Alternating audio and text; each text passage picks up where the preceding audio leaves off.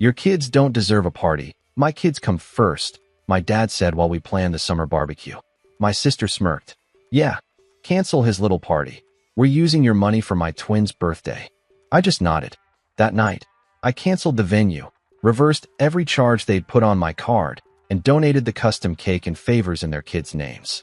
At 10:07 a.m., my mom texted. They're screaming. Why was everything canceled? My name is Tyler Bennett. I am 36 years old. If there is one thing I have learned about family, it is this.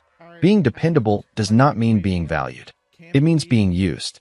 I grew up in a house where love had conditions. My sister Amanda got the spotlight. I got the bills. She was 3 years younger, but somehow she became the favorite the moment she was born. My parents treated her mistakes like charming quirks. Mine were disappointments. When Amanda wrecked Dad's truck at 17, they laughed it off and bought her another car. When I asked to borrow money for college textbooks, Dad looked at me over his newspaper and told me I should have planned better. By the time I turned 25, I was the one they called when rent was short, when Amanda needed her wedding funded, when Mom's car needed new tires. I wired money every month like clockwork. I never said no. I thought that is what family did. I thought if I stayed dependable, eventually they would see me. Really see me. They never did. I got married at 28. My wife Sarah and I had 2 kids. Jason is 8 now. Emma just turned 6. They are good kids. Quiet, thoughtful, the kind who say thank you without being reminded. Amanda had twins 5 years ago, Mason and Parker. They are loud, spoiled, and constantly thrown in my face as the golden grandkids. Every family gathering revolved around them. Every conversation circled back to their achievements. Emma made honor roll last year. Nobody mentioned it. Parker learned to ride a bike. They threw a parade. I kept funding things. I paid for family dinners. I covered holiday trips. I bought the gifts that went under the tree with Amanda's name on the tag because she never had money, but she always had an image to maintain. Dad would clap her on the back and tell her she was doing great. Mom would hug her and call her their shining star. I stood in the corner holding the receipt. 3 months ago, Dad announced we were doing the annual summer barbecue again. It was a tradition that started when I was a kid. A big outdoor party with the whole extended family. Cousins, aunts, uncles, neighbors. Easily 60 people. The event always happened at a rented venue because our backyard was not big enough. And every single year, I was the one who paid for it. This year was no different. Dad called me in April and told me we needed to book the pavilion at Grandview Park. He spoke like I had already agreed. Like it was my job. I called the venue. I reserved the date. I put down the deposit on my credit card.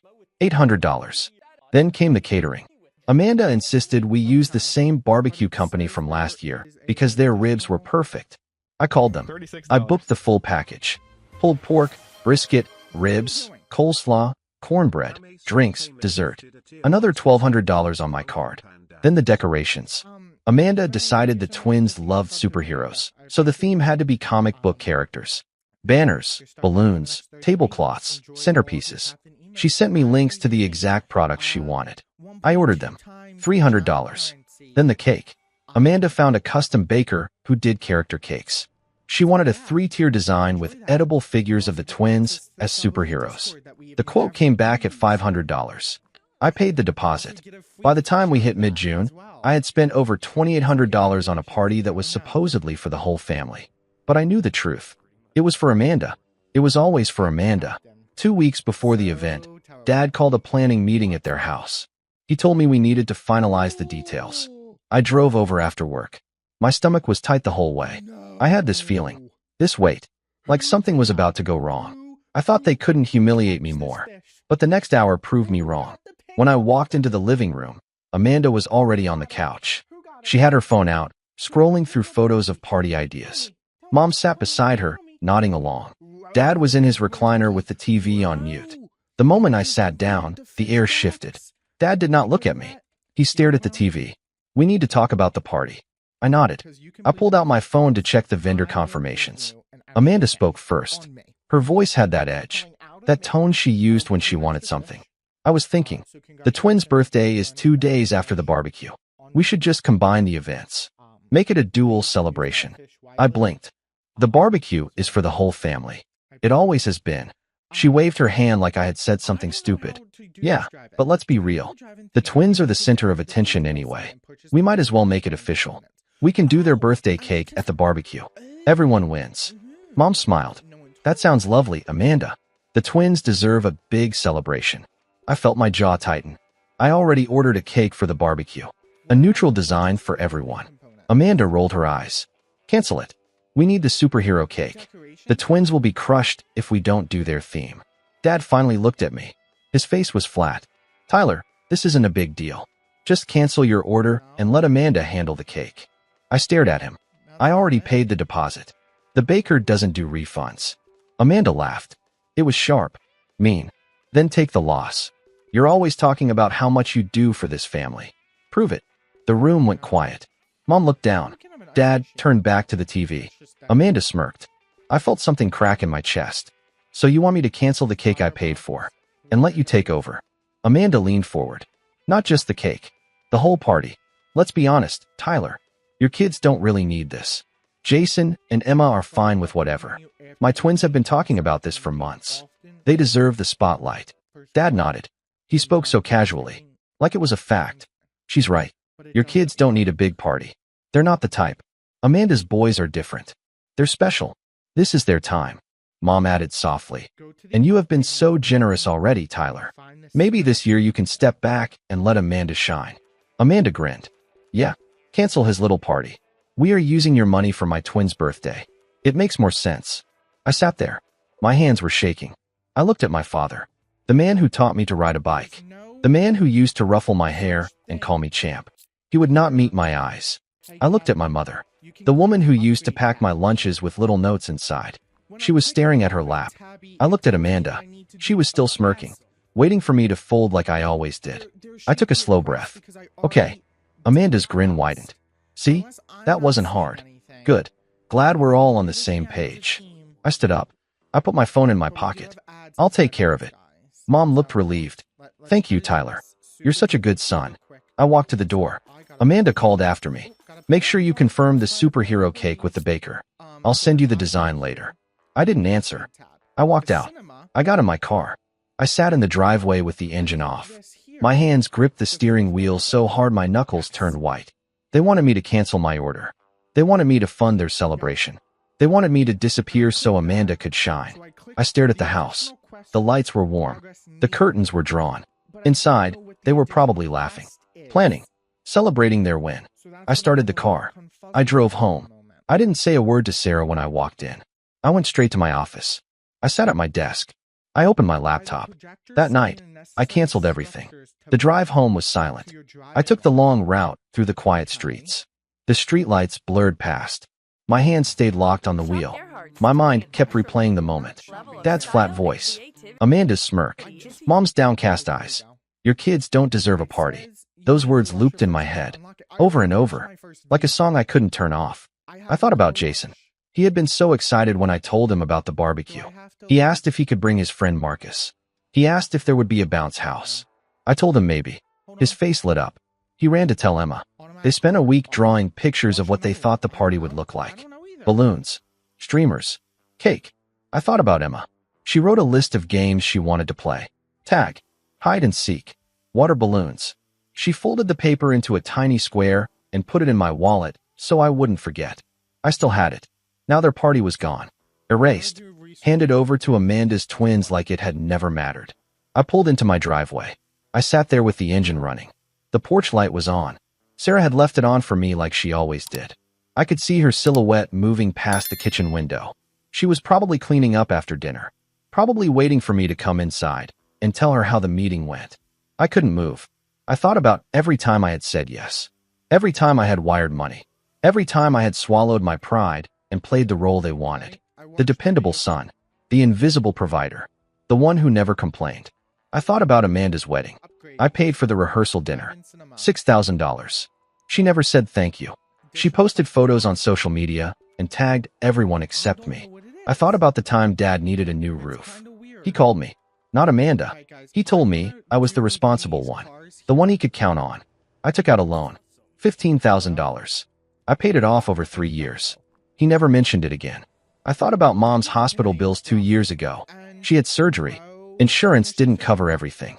Amanda claimed she was too broke to help. I covered the remaining 8,000. Mom hugged me at the hospital. She called me her angel.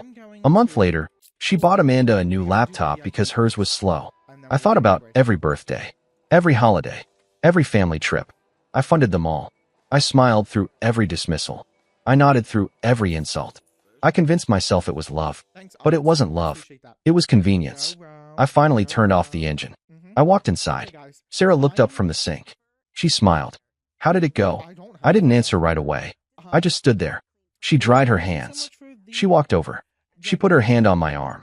Tyler, they want me to cancel everything. They want the party to be for Amanda's twins. They said our kids don't deserve it. Her face changed. Her smile dropped. What? I repeated it. Slowly. Every word.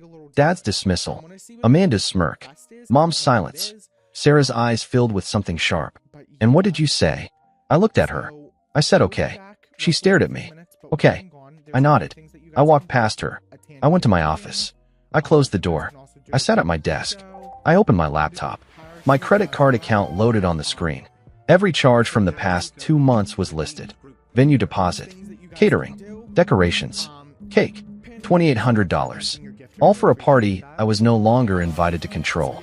I stared at the screen. My chest felt tight. My throat burned. I thought about Jason's drawings, Emma's folded list, their excited faces. Then I thought about Amanda's smirk. I clicked on the venue's website. I found their contact page. I opened my email. I started typing. The venue answered within 20 minutes. I had sent a short email explaining I needed to cancel the reservation due to unforeseen circumstances. The event coordinator called me directly. Her name was Michelle. She sounded concerned. Mr. Bennett, I'm sorry to hear you need to cancel. Is everything all right? I kept my voice steady. Family conflict.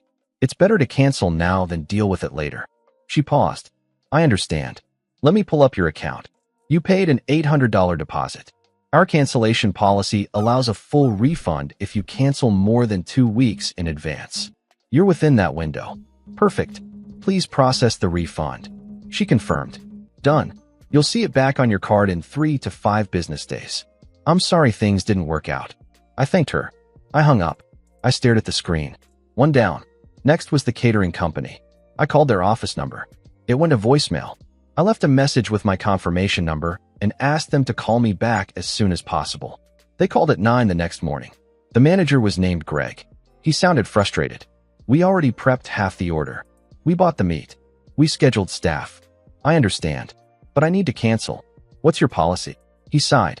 Normally we keep 50% for cancellations within 2 weeks. But if you cancel now, we can refund 70%. We'll eat the cost of the prep. I'll take it. He processed the refund. $840 back to my card. I thanked him. I hung up. Next was the decoration order. I logged into the party supply website. I found the order history. I clicked cancel. The site flagged the superhero banners and balloons as non-refundable because they were custom. But the generic items, the tablecloths and centerpieces, those came back. Another $150 refunded. Then came the cake. This one was harder. The baker's policy was strict. No refunds on custom orders once the design was approved. I had already sent Amanda's superhero sketch. The baker had started the fondant work. I called anyway. A woman answered. Her voice was kind. I explained the situation. I didn't lie. I told her there had been a family disagreement and the party was no longer happening. I asked if there was any way to redirect the order. She was quiet for a moment. I can't refund the deposit, but I can redirect the cake. If you want, I can donate it to a local children's charity. They host events for kids in need. I've done it before. I sat up. Can you put a message on it? Something in the twins' names. She hesitated. Like a dedication? Exactly. Sure. What do you want it to say? I thought about it. Donated in honor of Mason and Parker. Wishing joy to children everywhere. That's sweet. I'll make sure the charity sends a thank you note. Can you send it to the donors? The family who originally ordered it. She paused. I can include your family's email on the donation receipt. I gave her Amanda's email. And Mom's. And Dad's. She confirmed it. They'll get the receipt tomorrow morning. The charity will include photos of the kids enjoying the cake. I thanked her. I hung up. I leaned back in my chair. I felt something cold settle in my chest. It wasn't satisfaction yet. It was just clarity. I opened my credit card app one more time. I checked the balance. I flagged every charge Amanda had made without asking. Decorations she'd ordered on my card last month. Party favors. Goodie bags. Another $400 I hadn't even noticed. I called the credit card company. I reported them as unauthorized purchases. They opened a fraud case. They reversed the charges within the hour. I saved every confirmation email. The next morning, I woke up early. Sarah was still asleep. I made coffee. I sat at the kitchen table. I checked my email. The venue refund had processed overnight. The catering company sent a confirmation. The decoration supplier sent a cancellation notice. Everything was gone. Erased. Like the party had never existed. I felt nothing. My phone buzzed. A text from Mom. Good morning, honey. Can you confirm the final head count for the barbecue? Amanda wants to finalize the seating chart. I stared at the message. I didn't reply. Another text came through 10 minutes later. This time from Amanda. Did you get the superhero cake confirmed? The baker needs the final design by today. I set my phone down. I sipped my coffee. I watched the sun rise through the kitchen window. The sky was orange. The air was still. Sarah came downstairs. She looked at me. Did you do it? I nodded. It's done. She sat across from me. How do you feel? I thought about it. I don't know yet. She reached across the table. She squeezed my hand. You did the right thing. I wasn't sure if I believed her. But I didn't take it back. By noon, my phone was ringing. It was Dad. I let it go to voicemail. He called again. I ignored it. He sent a text. Tyler, call me. We need to talk about the party. I didn't respond. Amanda called next. I declined. She called again. I declined again. She sent a text. What's your problem? Why aren't you answering? I turned my phone face down. At 2 in the afternoon, Mom called. I picked up. Her voice was tight. Tyler, what is going on? Amanda is very upset. She says you're ignoring her. I'm busy. Busy with what? The party is in 2 weeks. We need you to finalize things. There's nothing to finalize. She paused. What does that mean? It means the party is canceled. Silence. Tyler, that's not funny. I'm not joking. Her voice rose. You can't cancel the party. It's already planned. People are expecting it. Then they'll be disappointed. Tyler, this is ridiculous. You're being childish. I felt something snap inside me. I'm being childish?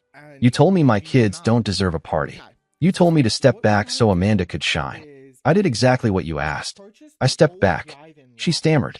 That's not what we meant. That's exactly what you meant. Tyler, please. Don't do this. Amanda will be devastated. Amanda will survive. She always does. I hung up. My hands were shaking. But my voice had been steady. Cold. It felt good. Sarah was standing in the doorway. She had heard everything. They're going to lose it. I know. Are you ready for that? I looked at her. I've been ready my whole life. I just didn't know it yet. An hour later, the baker sent the donation receipt. It went to Amanda's email, to Mom's email, to Dad's email. It included a thank you message from the children's charity. It had photos of kids smiling around a 3-tier superhero cake. The caption read, "This generous donation was made in honor of Mason and Parker. Thank you for spreading joy." I imagined Amanda opening that email. I imagined her reading the words. I imagined the moment she realized where her cake had gone. I didn't smile. I just waited. At exactly 10:07 the next morning, my phone exploded. The first message was from Mom. All caps. They're screaming. Why was everything canceled? I set my phone down. I opened my laptop. I pulled up every confirmation email, every receipt, every refund notice. I organized them into a folder. I labeled it barbecue evidence. My phone kept buzzing. Text after text. Call after call. I ignored them all. I focused on the screen. The venue cancellation. Processed. Refunded. The email had a timestamp. 2 days ago at 11:43 p.m. I screenshotted it. The catering cancellation. Processed. Refunded. The email had Greg's signature. He confirmed the refund of $840. I screenshotted it. The decoration order. Canceled. Partial refund issued. Another screenshot. The cake donation. The receipt from the charity. Photos of the kids eating the superhero cake. Amanda's name listed as the honorary donor. I screenshotted everything. The unauthorized charges I'd flagged. $400 reversed. The credit card company sent a fraud case confirmation. Claim approved. I saved it. I opened a new document. I typed a timeline. Every event. Every conversation. Every payment I'd made over the past 6 months. I included dates. Amounts. Screenshots. I turned it into a PDF. I saved it with the date and time. My phone rang again. This time it was Amanda. I let it ring. She left a voicemail. Her voice was shaking. Tyler, I don't know what kind of game you're playing, but this isn't funny. The venue called me. They said you canceled. The caterer said the same thing. The baker sent me some insane email about donating the cake to charity. What the hell is going on? I deleted the voicemail. Dad called. I let it ring. He left a message too. His voice was hard. Tyler, you need to fix this. Now, I don't care what your problem is. You don't get to ruin this for your sister. Call me back. I deleted that one too. Sarah walked into the office. She had her arms crossed. How bad is it? I turned the laptop toward her. I showed her the folder, the screenshots, the timeline. She read through it. Her face stayed neutral. You're really doing this? I already did it. She looked at me. They're going to come here. I know. What are you going to tell them? The truth. She nodded slowly. Then I'm staying. I didn't argue. By noon, the messages turned desperate. Mom sent a long text about not understanding why I was being so cruel. About Amanda crying all morning. About the twins asking why their birthday cake was gone. About me breaking the family apart. I read it twice. Then I replied. I kept it short. You told me to step back? I stepped back.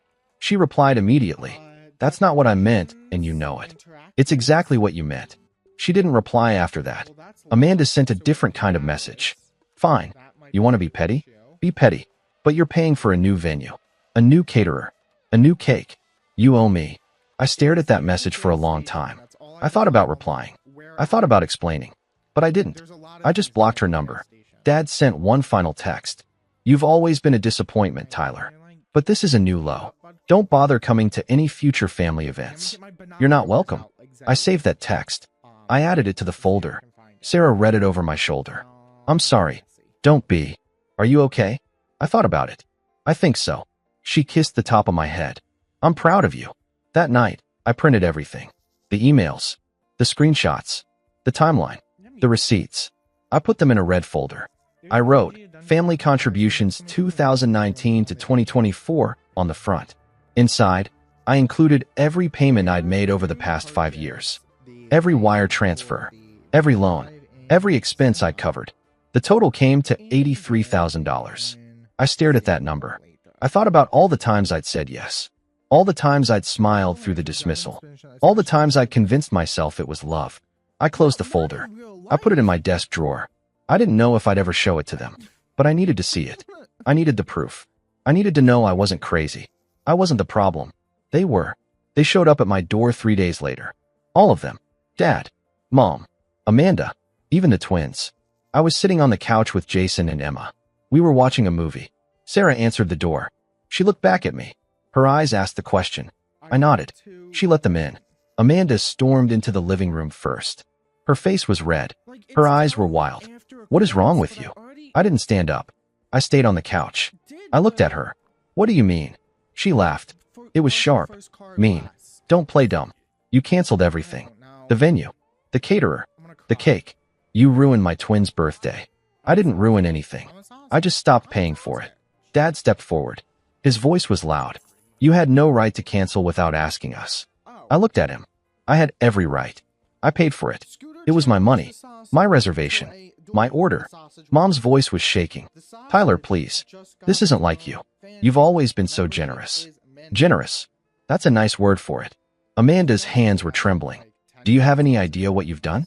The twins have been crying for days. They don't understand why their party is gone. I looked at the twins. Mason and Parker were standing behind Amanda. They looked confused. Sad. I felt a flicker of guilt. But then I thought about Jason and Emma. I thought about their drawings. Their excitement. Their faces when I would have to tell them the party wasn't for them anymore. I'm sorry they're upset. But that's not my problem.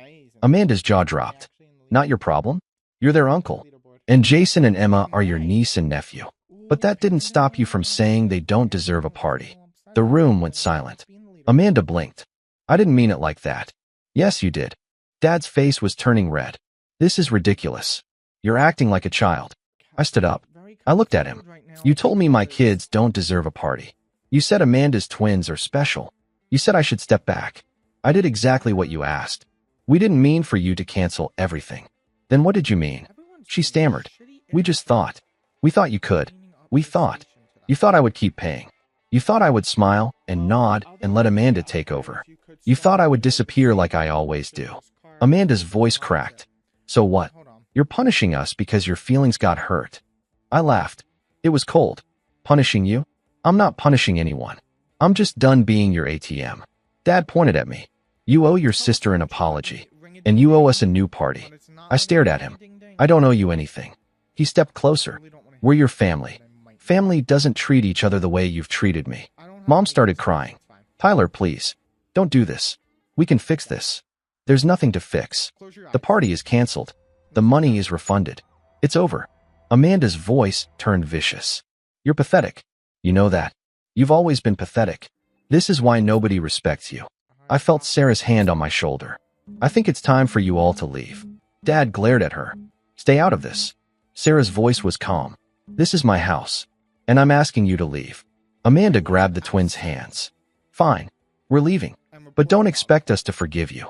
You're not family anymore. Good. She froze. She stared at me. What? You heard me. If being family means being used, I don't want it. Mom sobbed. Tyler, you don't mean that. I mean every word. Dad's face twisted. You're going to regret this. The only thing I regret is waiting this long. They left. The door slammed. The house was quiet. Jason and Emma were staring at me. Their faces were pale. I knelt down. I'm sorry you had to see that. Jason spoke softly. Are we still having a party? I looked at Sarah. She smiled. We're having a better one. Emma's voice was small. Just for us. Just for you. They hugged me. I held them tight. My phone buzzed. I pulled it out. Another text from the charity. Thank you again for your generous donation. The children loved the cake. We'd love to feature your family in our newsletter. I showed Sarah. She laughed. Amanda is going to lose her mind. Good. That night, the charity posted photos on social media. The superhero cake. The smiling kids. The caption read, "Special thanks to the Bennett family for this incredible donation in honor of Mason and Parker." Amanda's friends started tagging her, congratulating her, asking if she knew about it. She didn't respond, but I knew she saw it. I knew she was seething. I slept better that night than I had in years. The fallout came in waves. First, the extended family started calling. Cousins, aunts, uncles. They had all received the same group text from Mom. It claimed I had sabotaged Amanda's twins' birthday, that I was being cruel and selfish, that I owed the family an apology. Some of them believed her. They sent me angry messages. They called me names. They blamed me for tearing the family apart. Others asked for my side. I sent them the screenshots, the receipts, the timeline. I showed them every payment I'd made over the past 5 years. I showed them the text where Dad said my kids don't deserve a party. I showed them Amanda's message demanding I cancel everything for her twins. Most of them went quiet after that. A few apologized. One cousin admitted she always knew Amanda was the favorite but didn't realize how bad it was. Amanda tried to salvage her twins' birthday. She posted on social media asking for venue recommendations. She asked friends for catering contacts. She tried to recreate the party I had planned, but it was too late. Most vendors were already booked. The ones who weren't charged premium rates for last-minute events. She ended up having a small party in her backyard. 20 people. Pizza. A grocery store cake. The twins cried because it wasn't the superhero theme they'd been promised. Amanda blamed me in every group chat. She claimed I ruined their childhood. I didn't respond. I didn't engage. I just moved forward. 2 weeks after the canceled barbecue, Sarah and I threw a party for Jason and Emma. We rented a small pavilion at a different park. We invited their friends. We ordered their favorite foods. We got a bounce house. We played their games. Water balloons. Tag. Hide and seek. Emma's folded list came out of my wallet. I checked off every item. Jason brought Marcus. They spent the whole afternoon laughing. At the end of the party, Jason hugged me. This was the best day ever. Emma joined in. Can we do it again next year? Absolutely. Sarah took photos. She posted them online. She didn't tag my family. She didn't mention the drama. She just wrote, celebrating our amazing kids. Within an hour, Amanda had blocked us both. Mom called a week later. Her voice was small. Tyler, I miss you. I miss you too. Can we fix this? That depends. On what? On whether you're ready to see me. Really see me. Not as the ATM. Not as the backup plan. But as your son. She was quiet for a long time. I don't know if I can do that. Then we don't have anything to fix. She hung up. I haven't heard from her since. Dad never called. He sent one final email. It was short. You've made your choice. Live with it. I did. Amanda tried to guilt me through mutual friends. She told them I was bitter, jealous, small. She claimed I couldn't handle the fact that her kids were more important than mine. I didn't defend myself. I didn't argue. I just let her talk. Because the truth was already out there. The receipts, the screenshots, the timeline. Anyone who wanted to know the real story could find it. Months passed. The anger faded. The hurt dulled. I stopped checking my phone for their messages. I stopped wondering if they would apologize. I stopped waiting for them to change. I focused on my life, my wife, my kids, my peace. Jason made the honor roll again. I framed the certificate. I hung it in the living room. Emma started piano lessons. She played her first recital. I recorded every second. Sarah and I took the kids on a weekend trip. We went to the beach. We built sandcastles. We watched the sunset. Nobody called. Nobody texted. Nobody demanded anything. It was quiet. It was simple. It was ours. One night, Sarah asked me if I regretted it. Cutting them off. Walking away. I thought about it. I thought about all the years I spent trying to earn their love. All the money I spent trying to prove my worth. All the times I convinced myself that if I just gave a little more, they would finally see me. I looked at her. No, I don't regret it. Good. I should have done it sooner. She smiled. You did it when you were ready. That's what matters. She was right. I spent 36 years being invisible, being used, being the family's safety net. I thought that's what love looked like. I thought sacrifice meant value. But love isn't supposed to hurt. It's not supposed to take and never give back. It's not supposed to make you feel small. Real love lifts you up. It sees you. It respects you. It doesn't demand your silence in exchange for acceptance. I found that love in my wife, in my kids, in the family I built, not the one I was born into. And for the first time in my life, I felt free. The red folder still sits in my desk drawer. I haven't opened it since the day I closed it. I don't need to. I know what's inside. I know the truth. I'm not the problem. I never was. I was just the only one willing to see it.